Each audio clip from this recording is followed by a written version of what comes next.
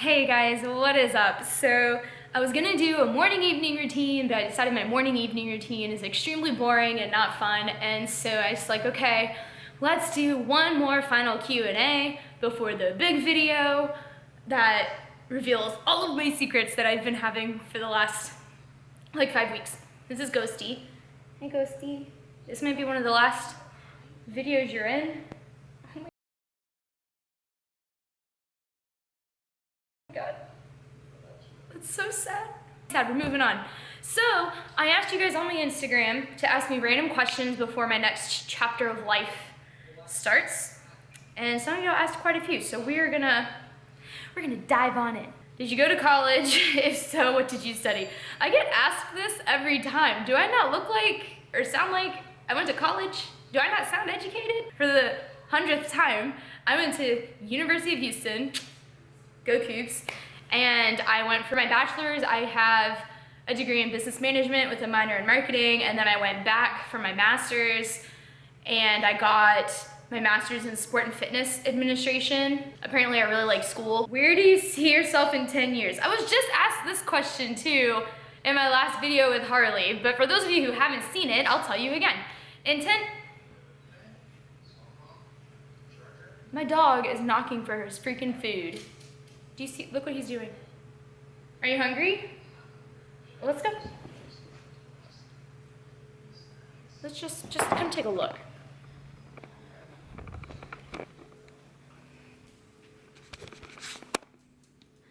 Are y'all hungry or what?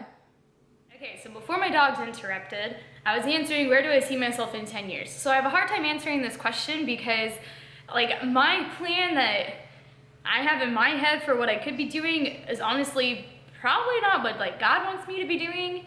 Maybe. I'd like to think him and I are in sync like that, but a lot of the times we're not. I guess in my head, I see myself just doing something that I love. Like I believe in finding a job that I love doing, not settling for the money or settling for the titles or whatever. Like I'd rather do something that I love and be living by like every penny than making tons of money doing something that I hate. So I picture doing something that I love, which involves either being with kids or serving people, and fingers crossed I have like a family by my side that I'm, you know, being supported by a super cool God-loving husband, and then maybe a kid, maybe.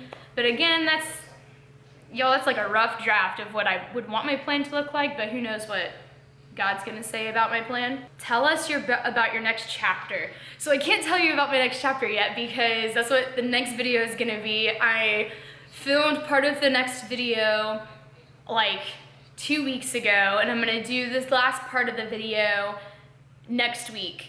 So you'll know soon. Next week you will know for sure what the next chapter is gonna be, but I will say that soon there will be a new scenery to my YouTube videos, probably something you've never seen before on my stuff, and I can't say much else without giving away my next video. So you'll see, you just gotta wait. Macros / okay, so we'll just touch base on this. So a lot of y'all have been asking me about macros, how to find them, how to decide what is considered eating too much or too little, what my specific plan was to get to the physique that I have today and stuff like that. So I'll give you guys general information that I've learned or looked up or used to help find my macros. I'm not putting specific numbers because nobody's the same. Nobody should be having the exact same diet as somebody else. You really just need to kind of take the information you learn and modify it to fit you best. A lot of y'all were messaging me saying that you're eating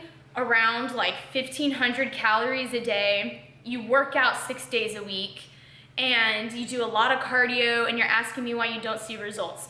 So a person who doesn't work out, because I can't say certain words, but a person who doesn't work out, on average, probably burns around 1,200 to 1,500 calories on a chill day, like a very chill day. That's not working out. So you guys are only eating as much as a person who doesn't do anything. You, by doing something, are clearly exerting a lot more energy. You are burning a lot more. So the reason you're probably not seeing results is because your body is in such a deficit. It's clinging to all of your muscles for fuel sources. It's not being replenished. Your body's not recovering well at all. Like you're just in this constant state of burning because you're not fueling your body at all. So if you work out 5 to 6 days a week and including cardio into those days, you need to be eating more than 1,500 calories. I tell a lot of people to start at like 1,800 just because I think that's a safe place to start, in my opinion. I think that's as low as I would ever tell somebody to go, unless they are competing for something, then that's out of my realm of anything. I will never instruct somebody who wants to compete because I'm not knowledgeable in that. But I do know that in my fitness journey, I started at 1,500 calories, working out 6 to 7 days a week with 5 days of cardio, and I was a freaking twig. And I was like, why am I not getting stronger? I'm not building muscle, I don't understand. And then I upped my calorie intake 1,800 to 2,200, and that's like my safe range of like sort of cutting at the 1,800 levels, like a cut. 1,900 to 2,000 is like my maintenance, and then 2,200 is like a bulking for me. And I found that based on how I felt in the gym, what my results were looking like, how hungry I was, stuff like that. To find your macros, guys, if you don't have an Apple Watch, if you don't have a Fitbit or whatever, just know that you are probably burning at least 1,200 to 1,500 calories a day, in that range. I know that's a big range, but I'm telling you, you're at least burning that on a chill, lazy day, okay? So if you don't have the Apple Watch or Fitbit, you do have a phone, you can use MyFitnessPal. MyFitnessPal is the best app ever. I don't have the premium where you pay, I just have the regular FitnessPal, and it's all you need to know for macros and tracking. It's really good for beginning. It's very simple to use, super easy. I highly recommend using that because even if you don't know the amount of calories you're burning, you can track at least how much food you're eating, what your foods look like, and things like that. As far as diving into specific macros, like how much protein should I eat? How many carbs should I have? How many fats should I have? So I have a really low fat diet. I think it's kind of low. It's not like tremendous. Okay, so I have like 60 grams to 63 grams of fat a day or less.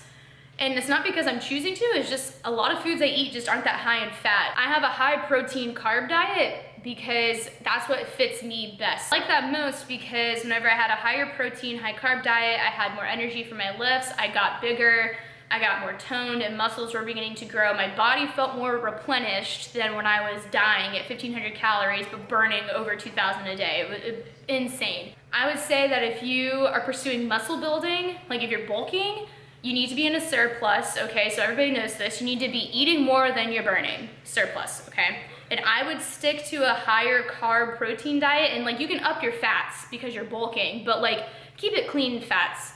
Y'all, like, just because your fats are high doesn't mean you should eat a dozen donuts and say, oh, I'm bulking. If you're wanting to lean out or tone up or like lose weight or whatever, you need to be in a deficit, which everybody else I'm sure has heard before. So you are consuming less than what you're burning, which is what a lot of y'all who message me are doing, but not in the best way. If you're burning 2,000 to 2,200 calories a day, you can consume 1,800 calories and still be in a deficit, but still be fueling your body enough to where you have energy to do more. Maintenance to me is just kind of zeroing out what you're burning and what you're eating, / being a little bit over what you're burning.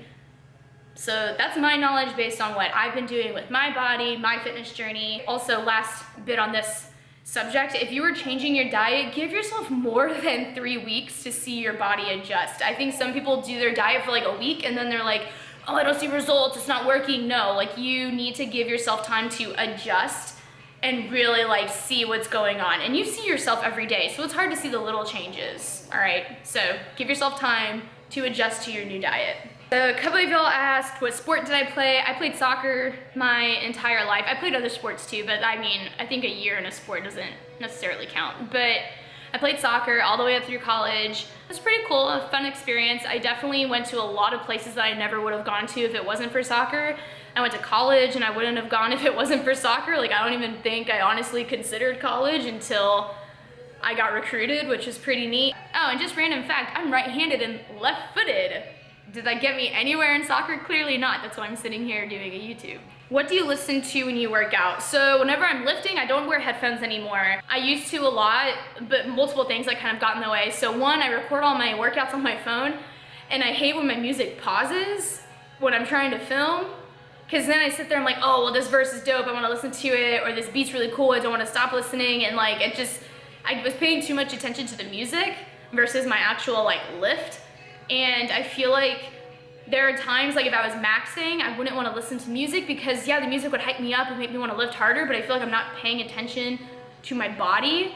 And I would rather be able to really feel like if my muscles are freaking out, if my form is off, if something feels like jankety, I want to be able to really feel that and pay attention to it versus, oh, I'll just listen to the music and I'll lift through it, you know? How to recover physically and mentally from an injury, especially when you can't work out. So if you're injured, I have a hard time doing this, and I had a hard time doing it when I was in school too. But if you're injured, guys, like you need to recover because your long-term goals, if you want to lift for a really long time in life, like you need to be able to know when to take a break, when to rest, and when to let your body just relax. So really, I wouldn't focus on the fact that you can't lift right now, and I wouldn't focus on the injury you have right now, but I would more think about long term. So the more time you give yourself to heal, the longer you can have this lifestyle of lifting and being active. You could travel anywhere in the world, where would you go? I want to go to Italy so bad, so bad. Y'all, I've been wanting to go there since I was like 9 because I love Italian food, but I also told myself, if I ever have the opportunity to travel, I want to be a knowledgeable tourist. So like I want to do my research and learn about the country, so when I go, I can truly like soak up the vibes of the country and not spend so much time like trying to teach myself what it is or what I'm looking at or the history behind it. I want to be able to go there and be like, oh, I know what this is, and just like really be present. I want to go there really bad. If you guys want to help me out, you got any connections, let me know. I need Jesus tunes. Ugh, we all need Jesus tunes. I will put a list up of all my favorite artists right here. These are typically who I listen to when I'm listening to my Jesus music. But I use the music app on an Apple phone, which everybody says, oh, the app sucks, whatever. I don't want to pay for Spotify, so I will keep using this app. And I just listen to a Christian radio, and that's where I get all of my awesome Jesus jams from. What is a relationship deal breaker for you?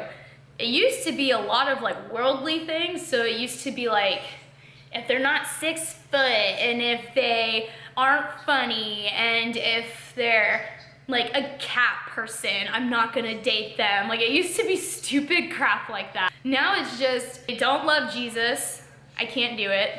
Just because Jesus is my life, and if you don't love him, you'll never understand why he's my life, and I don't want to spend my life feeling like I'm choosing between him and Jesus, because Jesus will always win, so they have to love God. And a lot of these things that I desire in a guy now, they can't be all the things that I desire if they don't know God. So really knowing God's just like the biggest thing for me. If you don't know him, if you're not in pursuit of him, you can't be in pursuit of me, because you'll never understand my heart, you'll never understand me, because if you don't know God, you can't know me. So that's the biggest deal breaker. How do I deal with comparison? So I still struggle with this time to time. One of those things where, you know, you can sit there all day, every day and pick out something about somebody else that you love and be like, oh, why am I not like that? That's so easy. It's harder to give somebody praise for whatever they look like or do that you think is cool, and then telling yourself, but my life is also cool. My appearance is also beautiful. What I do is also important, you know? So it's trying to find that healthy balance of not comparing, but giving somebody credit, and also learning to give yourself credit. So if I catch myself in a comparison game, one, I dip off social media. Like I flip it out, get away, and I get in my own space of trying to find things to appreciate about myself. And how to give yourself self-praise is pretty helpful. So, and don't even think of it as like where you're at in life, but just who you are as a person. So, because there's only one you. You know, you can compare all day, but there are also things that that person has that you don't have, and there are things that you have that that person doesn't have. You can praise other people and praise yourself, but always remember there's only one you. How do you balance between macro counting and intuitive eating? So I actually just spent the last 2 weeks intuitively eating because my diet was so inconsistent. I didn't really have a plan. I was like, I know what to eat, what's good for me. I know like roughly portion sizes because I've been doing it for over a year. I think, in my opinion, this is what I do. If my diet's getting really out of check and I'm not caring, I will make myself track, because whenever I see the numbers of what I'm actually eating and what I'm putting into my body, in my head, it triggers me to make smarter food choices. If you don't feel like tracking, but you feel pretty good and you know how to eat smart, you don't have to track, just intuitively eat. So you know the difference between eating 1 donut versus eating 6. right? So intuitive eating is knowing I can have 1 or 2 donuts and not die. But if I have 6, then I'm gonna be a little bloated, I'm gonna feel groggy, I'm gonna have a sugar high. So it's kind of just finding that balance of, if your diet's not in check and you're having 6 donuts every other day, you probably need to start tracking just so you can put the numbers in your head on what you're eating and what you're doing. And if you feel really good, but you don't really have any specific goals, then just eat intuitively until you figure out what your next set of goals are. Recommendations for how to read the Bible and how to get close to God. When y'all ask about God, I get so happy reading from the very beginning, so all the way in Genesis, and I kind of just read like a few chapters a day. Soak it in, let it do its thing. I also I prayed a lot while I read, so if I read something and I didn't quite understand it, I would pray for understanding and I would read it again. And then it's kind of one of those things where you can pick up the Bible and read, and you can memorize verses, you can treat it like you're studying, but there's more to reading the Bible than studying. You gotta be able to apply it to your life and apply it to your heart and really think about what God is trying to teach you through bits of scripture. Before you start reading, always pray to have your heart open, your spirit ready to receive whatever knowledge and gifts God is going to show you through his word of truth, because it is all truth. And then once you dive in, keep your heart and spirit open for God to speak to you through his word. And then when you're done reading, pray on what you just read. And after you pray on what you just read, just let it soak in, and then stick to that kind of process as you read. And then the more you read and the more your heart gets pulled in more and more and more, and the more you seek God and want that relationship with him, he's gonna keep fueling that fire to want to learn his word more. Well, so this is my last question, because I pretty much addressed a lot of these in previous answers. What is your goal with your fitness journey? I started it off really just to help people, in a sense that I give them my workouts that I do, they can copy them, maybe make some gains, change their lifestyle, whatever. But now it's more of just through my workouts, I also want to provide a channel for positivity, and a channel where I can spread the word of God every now and then, a channel where people just feel better about themselves when they look at it. I don't want to create something that when people come and see my page, they're just in comparison, oh, I want to look like that, I want to do this, I want to do that. I want them to leave feeling inspired, to feel uplifted, to feel encouraged. I never want people to come to my page and feel I don't look like her, I'm not doing anything right, because I have pages where I go look at them and I'm like, dang, what am I doing wrong? And it's not, I don't want my page about that. I want my page to just be full of encouragement, uplifting vibes, positive vibes, some word of God, and just some fitness tips and exercises and workouts that I love doing that make me happy. So I thought, oh, well, this makes me happy, and maybe it could help make somebody else happy. So the goal is really just to serve people in the way they need to be served. Guys, my next video, I'm so excited. I wish I could tell you all what I'm doing, but I can't just yet. It's gonna be so close, and it's gonna be soon. I'm gonna try and get this video up, maybe tomorrow. Today's Monday, if y'all care. Today is Monday, and I'm gonna try and get it up tomorrow on Tuesday. If I get this up then I can tell y'all. Part of my big plan is I have been studying for my NASM, and I'm getting certified to be a coach. I'll know tomorrow if I passed or not. Thank you guys for tuning in. Thank you guys for asking me questions, to give me content for this last video before my next chapter starts. I'm so pumped. It's gonna be great. Just keep an eye out for the next video. I'm so excited to film the end of it. It's gonna be awesome, and goodness, life is about to change. Anyways, I'm not gonna ramble. Guys, so that is all I got for you today. I really hope you guys liked it. Please make sure to shoot me the thumbs up if you did, and make sure you subscribe so you guys don't miss my next video, because it's gonna be full of such great news, and I can't wait. Okay, that's it. Done rambling. I hate outros because I suck at them. I'll get better. Cool. All the positive vibes sent your way. Bye.